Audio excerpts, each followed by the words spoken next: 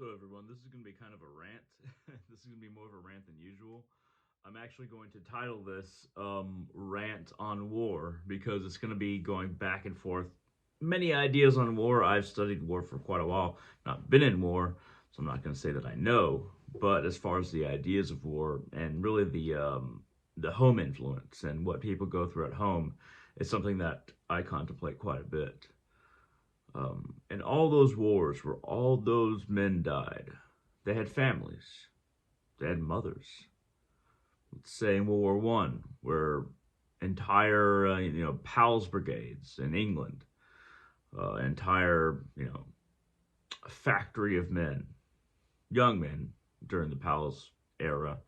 Um, the neighborhoods, the streets are right around this factory, and that was the thing to do to go to get employed at this factory. And a lot of the PALS brigades were younger than me, between the age of 16 and 22, I think, in England. And that one factory might have a few hundred different workers, and the neighborhoods around that factory, let's say Liverpool, let's say this is in Liverpool, in England. Um, so all the streets around that family would have, old fathers, older mothers, young children, and then men between a certain age. Perhaps these men were living on their own, but there's a lot of packing in as far as population goes when it comes to that era. But all about 75 to 85% of those fairly young men that was sent in a Palace Brigade to something like the Battle of the Somme or a World War One battle that was, in the second half of World War One for the English. 75% of that brigade from that factory, from those neighborhoods around that factory, could have been wiped out completely. Perhaps within about a 10-minute span. Not even a long, prolonged um, wiping out of this brigade of young men that came from one factory in one neighborhood in one city. That was not uncommon. But it always amazes me because we always, we throw out these numbers when it comes to war. How many people died? How many men died? Um, what was lost? What was gained? But the human cost is rarely discussed. It's almost like it's almost assumed but not thought about, if that makes sense. Of course, we know families would be, inflicted. But what is that pain like for those families? That pain that has been felt for thousands of years of recorded history, thousands of years of recorded history. What is that pain like for that family that lost someone? And that very pain has been going on for so long. But in this one instance, when it comes to the Palace Brigades of city of Liverpool, neighborhood streets around a factory where basically every young man was employed, those mothers might never know exactly what happened to their sons. Might have been missing in action, bodies most certainly not returned. No compensation from the government. If any compensation, it would be very small. Part of your life that you've attributed so much time, so much love, and that was a part of yourself for years and years and years. That is a person, is just gone. Wiped out. It's not just about the effort of being a parent or a brother or a friend that's put into this person. It's like that extension of yourself that was this person, that made up your experiences in life through your relationship with that person, is cut. It's like cutting a part of your body off of yourself, but emotionally and spiritually. think of all the families throughout time. I mean, I could say throughout time, that's a little vast, but think of all the families who have lost their sons or daughters to war, their husbands and wives to war. And we as human beings, we go to war so easily. I mean, we think about it more now, I think, than in the past. Not as much as we should, but we are easily trapped into this tribalistic mindset or this command mindset, this authoritarian mindset where we listen to our superiors or we listen to the ideas of those who are in charge or those who are saying, this is us, that is them. Sometimes it's not even war when it comes to that. Sometimes it's, illegal immigration. This is our country. They're coming into our country. They're the problem. And then, focusing on the people that are coming anyway.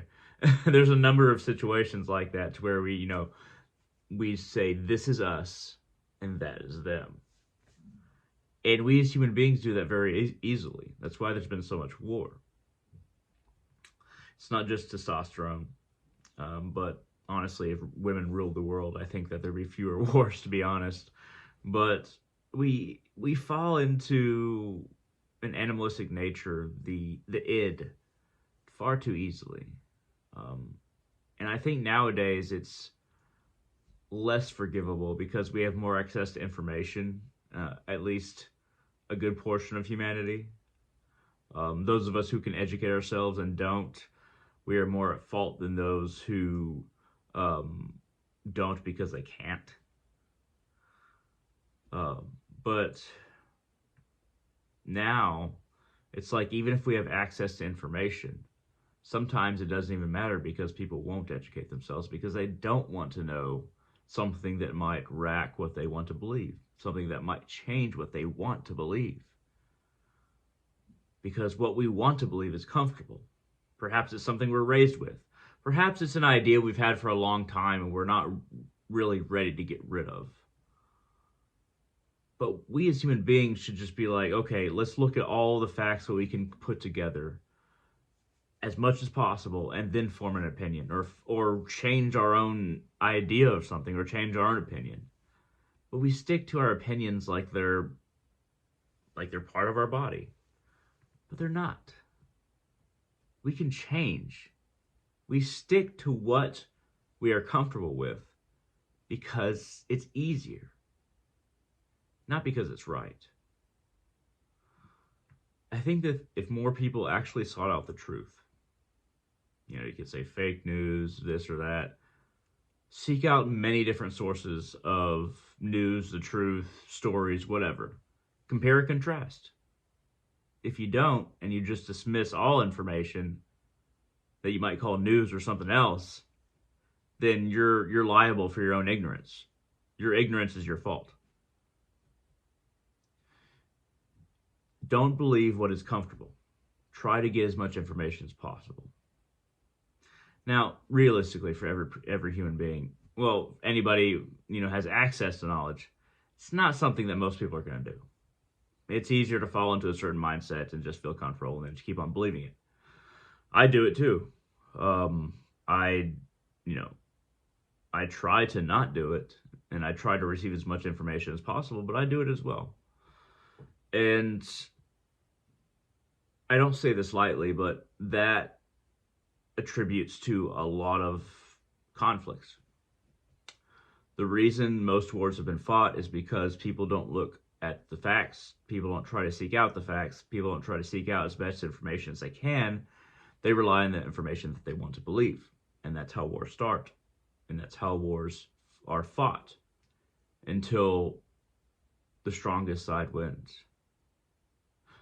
But in a world where jostic world, restless world between, the idea of good and evil, who really wins? The United States won in World War II, for instance, yes.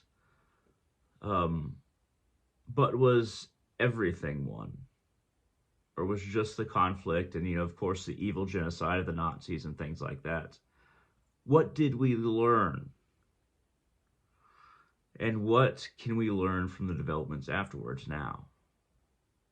Because the United States government did a lot of messed up things during the Cold War, and so fanatical about fighting communism. And the communists were as fanatical, if not more so, that it became more like a football game. Like, we can't talk to these people because obviously they're completely different, and they're on the other side of things. This has already been established. So all we can do is completely fight them and try to gain control of much of the world as we can, away from the parts of the world that they're trying to gain control and they already have control of.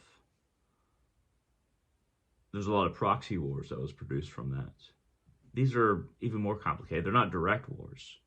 They're wars of ideas and influence over other nations. But it's funny because a lot of the people that orchestrated the Cold War never even thought to, hey, let's really try to negotiate. Let's not posture. Let's really try to negotiate. Let's really try to work things out. Really try to work things out, not just try to make political maneuvers. That seems to almost never have been attempted. Not just the Cold War, but in many other wars and things like that. It was always just trying to gain more power instead of actually talking to each other. If diplomats did that, I don't know how amazing this world would be. And that is awful. But as human beings, individuals, do we really do that between ourselves and other people at the same time? Are we any less of what our nation's expression and history is? Perhaps we are, in some ways. Perhaps we're human just like the humans that run these nations and these governments and these groups. I don't have an overarching point. I hate to break it to you. Like I said, this is a rant. I guess what I can end with, I guess, is something very vague. Think more about what you think you know. And observe people who think like you or believe like you do, and how they fail to see certain pieces of information that would completely change how they view the world or their own ideas or their own faith or their own political association. Look for the spaces in between things. That's where a lot of BS can seep in. At any rate, thank you very much for watching. I hope this was interesting. This has been a bit of a rant, and I hope to see all of you on the channel in the future.